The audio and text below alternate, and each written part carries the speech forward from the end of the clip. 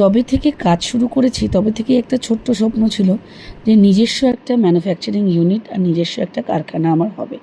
স্বপ্নটা যতটা ছোট শুনতে মনে হয়, এটাকে বাস্তবায়িত করাটা ভীষণ ভীষণ রকম কঠিন। কিন্তু ফাইনালি এই বছর 14th এপ্রিল পয়লা বৈশাখে আমাদের ছোট্ট কারখানার সেট আপটা ওপেনিং হয়, যেটা আমার নিজের বাড়িতে তৈরি করা 3 জনের একটা ইউনিট নিয়ে আমাদের এই কাজ শুরু হয়।